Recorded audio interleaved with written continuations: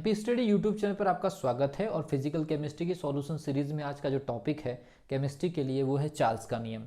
और केमिस्ट्री में चार्ल्स के नियम से जो क्वेश्चन आता है पीएनएसटी में बिल्कुल सटीक आता है। 2 लेवल का क्वेश्चन पूछा जाता है। वीडियो को लास्ट तक स्किप मत करिए, पूरा देखिए, नोट्स बना लीजिए और इससे रिलेटेड क्वेश्चंस को सेंट्रल पब्लिकेशन के किताब में जा करके पुराने साल के पेपर के बेसिस पर एनालिसिस करके देख लीजिए, सॉल्व कर लीजिए, क्वेश्चन बन जाएगा।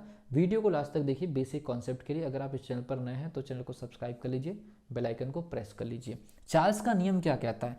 अगर एक पिस्टन सिलेंडर अरेंजमेंट है, पहली कंडीशन तो आपको एक पिस्टन सिलेंडर अरेंजमेंट चाहिए।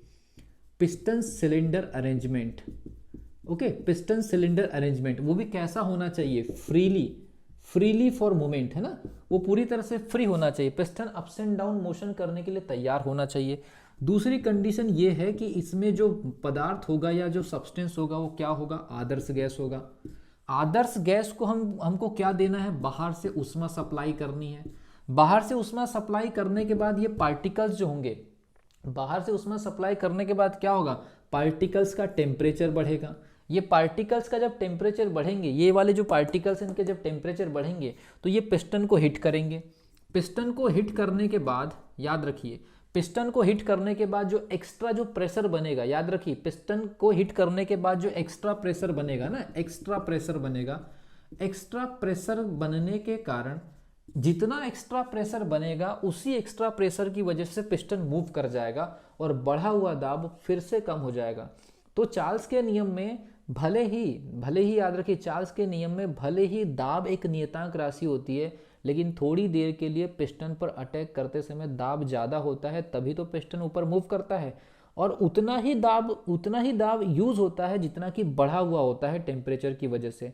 उस दाब की वजह से पिस्टन ऊपर की तरफ मूवमेंट करता है और आयतन बढ़ जाता है।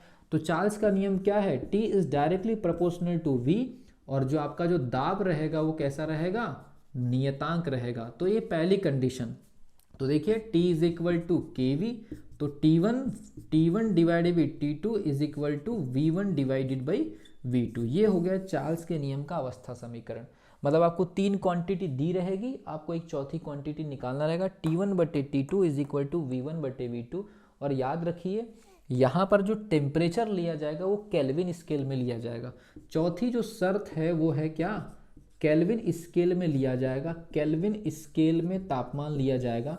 जानबूझ करके आपको फंसाने के लिए आपको डिग्री सेल्सियस दिया जाएगा, जबकि ये केल्विन स्केल में इसका टेम्परेचर आपको कैलकुलेट करना है। तो ये चार्ल्स के नियम का बेसिक कॉन्सेप्ट हुआ, लेकिन ये लेवल 1 है। अब लेवल 2 ये होता है कि अगर मान लीजिए आपने टेम्परेचर बढ़ाया तो टेम्परेचर बढ़ाने से आयतन बढ़ेगा और दाब नियतांक रहेगा। और ये जो प्रोसेस होती है चार्ल्स के नियम में, पिस्टन सिलेंडर में पिस्टन की गति अत्यंत तेज मानी जाती है, जबकि बॉयल के नियम में अत्यंत स्लो होती है। ये आपको याद रखना है। चार्ल्स के नियम में पिस्टन की जो गति होती है बहुत ही ज़्यादा फास्ट होती है, ठीक है भी।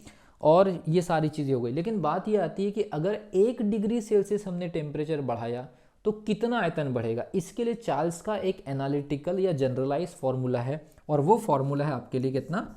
Vt is equal to V0 1 plus T divide by 273 कितना?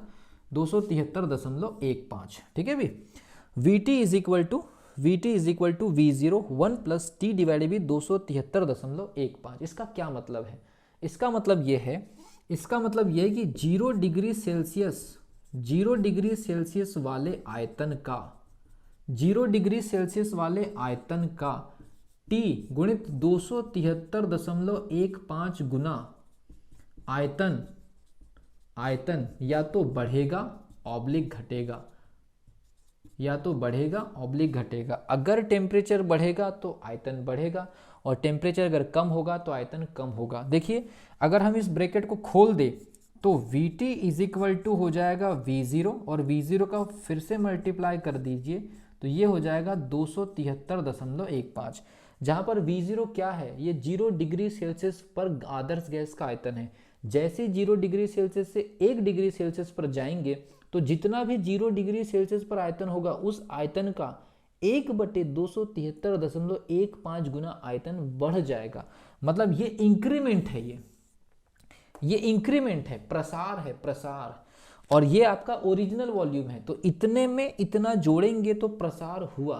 तो 1 डिग्री पर 1 गुना, 2 डिग्री पर 2 गुना, 3 डिग्री पर 3 गुना, तो 273.15 पर 273.15 गुना। तो अगर यहाँ पर हम t की जगह 273.15 डिग्री सेल्सियस रख दें तो इससे ये कट जाएगा तो 1 आ जाएगा, और ये V0 प्लस V0 हो जाएगा तो दोगुना हो जाएगा। तो आदर्श गैस का आयतन अगर आप दुगना करना चाहते हो चार्ल्स के नियम के अनुसार, आदर्श गैस का आयतन अगर आप 0 डिग्री सेल्सियस वाले आयतन का दुगना करना चाहते हो तो उस गैस का आयतन दोगुना करने के लिए जो टेम्परेचर चाहिए होगा वो होगा 273.15 डिग्री सेल्सियस।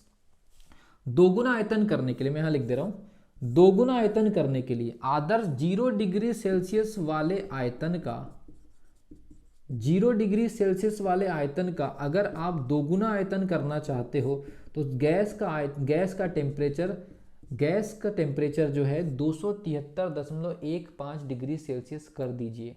अगर आपने गैस का टेम्परेचर 273.15 डिग्री सेल्सियस बोल रहा हूं मैं, अगर कर दिया तो गैस का आयतन 0 डिग्री सेल्सियस वाली गैस के आयतन का 2 गुना हो जाएगा। ये है इसके पीछे का बेसिक फंडामेंटल। इसके न्यूमेरिकल जरूर लगाइए, और 2007 से लेकर 2020 तक के जो भी पेपर अवेलेबल है सारे क्वेश्चंस लगा डालिए इसका। अगर कोई क्वेश्चन नहीं बनता है तो कमेंट सेक्शन में लिखिए, इसके न्यूमेरिकल सॉल्व करवा दिए जाएंगे।